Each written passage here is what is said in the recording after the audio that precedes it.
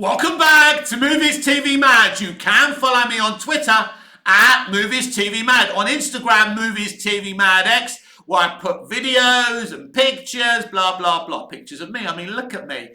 And on TikTok, of course, Mick Isn't Perfect, where we do something a little bit different. Number one rule is that Mick isn't perfect and he doesn't care what insults you throw at him. That's the way of dealing with the trolls. Ignorance and admitting you're not a perfect person. Russell T Davies isn't woke, but he'd sure like Disney to think that he is. On this video, we are going to expose this narrative that RTD is woke. A narrative he's trying to put forward. The very reason that we're suddenly seeing him say that Davros in a wheelchair is a bad stereotype for disabled people. Of course, I don't agree with that BS, because we know, like with able-bodied people, there's some good people, some bad people, and some just flawed people. Sometimes we're good, sometimes we're bad. You know, this is the human condition. There's no such thing as a bad stereotype. It's BS by RTD, but I don't believe he believes what he's saying either. But, of course, by winding you all up, he gets you distracted. Instead of being angry about the timeless children, you're suddenly angry about the Davros thing. Everything RTD does and says is very well thought out.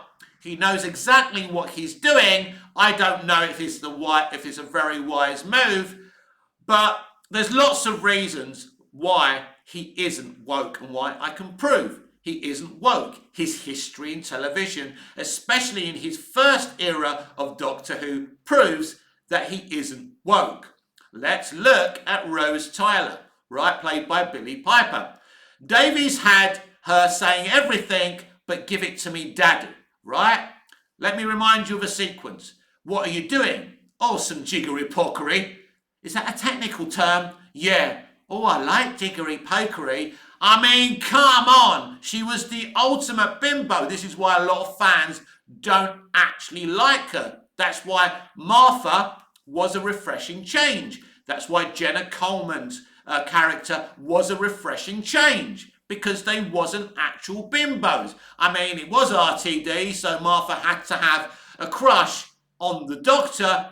But yeah, things like that. And he brought on John Barrowman, who, you know, was flashing his cast and crew members, you know, mooning his cast and crew members, right? It's been admitted. Barrowman has apologised. Julie Gardner admitted that she had to have a word with him. And you have to kind of maybe suspect that RTD was fine with all of this behaviour, right? And here's the thing. I love RTD as a creative. I think he's great. Just because I look up to someone and love their work, it doesn't mean I'm not going to disagree with them. What I'm showing you is a pattern of behaviour that proves the man isn't woke. But why would he want you, and Disney especially, to think that he is? Because we all know where Disney stand in the culture war. They are as far left as you can get. And it's their money that's making Doctor Who. You see, the BBC, when they brought back Doctor Who in 2005, all they had to do, BBC America, is snap their fingers, and they had the budget and the money to make great new Who. They don't have that money anymore because they've been squeezed by this Tory government. So they needed investment. So they went to Disney. It's no accident or no fluke to me that we've got a black male Doctor, that we've got disabled representation, that we've got trans representation. I don't have an issue with any of this stuff. If it's done well, that's great. Ncuti Gatwa is a really good actor. He deserves to play the Doctor. But it's no coincidence with Disney involved that these things are suddenly happening. Things that wasn't happening in RTD's first tenure. So no, RTD isn't woke, but he'd sure like Disney to think that he is, because no Disney, no Doctor Who. As I say, there's a pattern of behaviour that proves RTD doesn't believe a word of what he's saying. Then there's the whole drama between him, Julie Gardner and Phil Collinson, and Christopher Eccleston. In the first series, there were many issues. They weren't used to making something of the levels of Doctor Who, with the VFX and the infrastructure and the huge productions. At the time, it was one of the biggest productions the BBC ever took on, and there was a lot of stress and there was a toxic environment. They were overworking the cast and crew, and Eccleston, as a union man, didn't like it and stood by his cast and crew. This got him fired at the end of the first season and blacklisted by the BBC. Who do you think was behind all of that? No, RTD isn't woke. He still follows Noel Clarke, the disgraced Noel Clarke, on Instagram. No, RTD isn't woke. As I've already said, I love RTD. I love him as a creative and a writer. I've never seen anything he's done that I haven't enjoyed. I'm sure I'm going to enjoy this Doctor Who trilogy. I'm sure I'm going to enjoy series 1 and 2. But it's clear as well, he's setting up a brand new relaunch. Again, while he stood there supporting Chibnall and having his arms around him, you can bet your bottom dollar he may not be unwriting The Timeless Children, but he's certainly going to be moving to a place where him and his new doctor don't have to deal with it. But publicly, he loves Chris Chibnall. That's the thing as well, isn't it? As I said, it's a distraction from The Timeless Children, this whole Davros thing. And basically, it's like Sir Alex Ferguson when he was a manager, we used to lose. What he used to do was he put the pressure on himself so that no one was focusing on the players.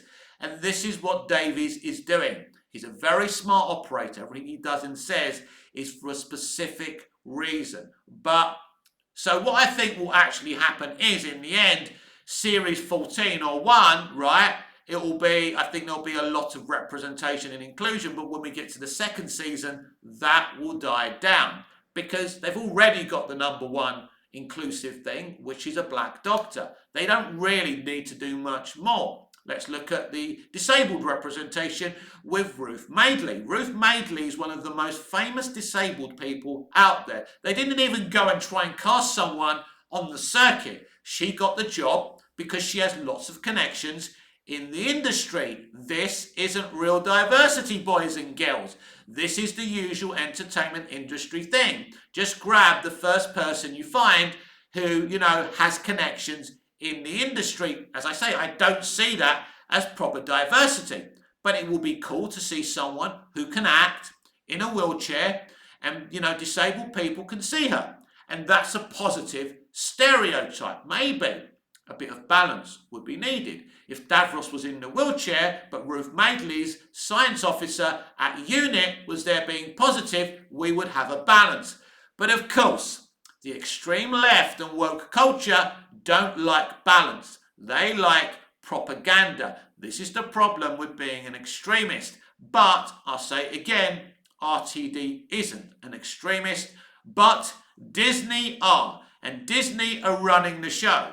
And as long as they are, RTD needs to keep them on side. So he will keep on being very, very polarizing. We saw what happened on Instagram. A couple of people came on there, gave their stance to him, and he was calling them poor baby. Tough. He's clearly stirring the pot on purpose, but is it a wise move? I'm very much looking forward to the Doctor coming back with Ncuti Gatwa and the brilliant, vibrant, talented Millie Gibson that only deserves our love. I'm sure it's going to be very entertaining and a lot of fun. But even Stephen Moffat, who loved to stir the pot, knew when it was time for an anniversary special, he needed to bring all of us together. He gave us a brilliant movie anniversary event. And it's very weird to me that at a time of celebration that Russell T Davies has decided to stir the pot.